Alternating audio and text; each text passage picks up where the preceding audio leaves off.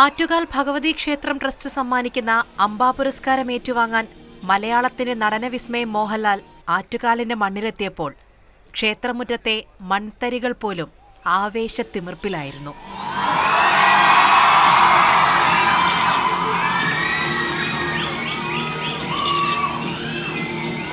ഓർമ്മകൾ നിറഞ്ഞ ഈ മണ്ണിൽ നിൽക്കുമ്പോൾ പ്രിയ നടൻ എങ്ങനെയാണ് ആറ്റുകാൽ ക്ഷേത്രമായുള്ള തന്റെ ബന്ധം മറക്കുന്നത്?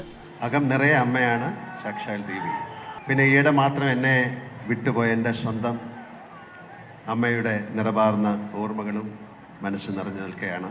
നമ്മൾ തിരുവനന്തപുരത്തുകാർക്ക് ആറ്റുകാൽ ഒരു വികാരമാണ്. എൻ്റെ ജീവിതത്തിലെ നിർണായകമായ 2 സംഭവങ്ങൾ 1978 സെപ്റ്റംബർ 3 അന്ന് ഞാൻ ആദ്യമായി അഭിനയിച്ച അഭിനയം എന്ന് പറയാവുന്ന ഒരു സിനിമയായിരുന്നില്ല, മുഖം കാണിച്ച തിരനോട്ടം എന്ന സിനിമയുടെ പൂജ ഈ ക്ഷേത്ര സന്നിധിയിൽ വെച്ചായിരുന്നു. അത് കഴിഞ്ഞ് എൻ്റെ വിവാഹം 1988 ഏപ്രിൽ 28 ഞാൻ എൻ്റെ ഭാര്യ സുചിത്രയുടെ കഴുത്തിൽ താലി കെട്ടുന്നത് ഈ പരിപാവന ക്ഷേത്രത്തിൻ്റെ തിരുനടയിലാണ്. 36 വർഷം കഴിഞ്ഞിരിക്കുന്നു. ഞങ്ങളുടെ ദാമ്പത്യത്തിന് എല്ലാം ആറ്റുകാൽ അമ്മയുടെ അനുഗ്രഹമാണെന്ന് ഞാൻ വിശ്വസിക്കുന്നു. ഈ മണ്ണും ദേവിയും പൊങ്കാല മഹോത്സവവും തന്റെ നാടിന് മാത്രം അവകാശപ്പെടാനുള്ളതെന്ന് പറയുകയാണ് ലാലേട്ടൻ.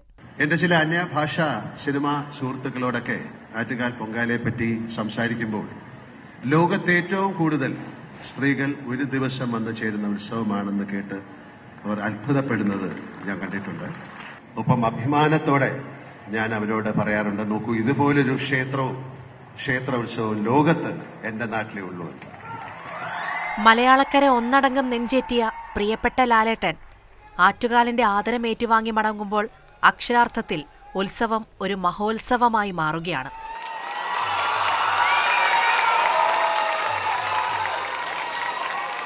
മാതൃഭൂമി ന്യൂസ്, തിരുവനന്തപുരം.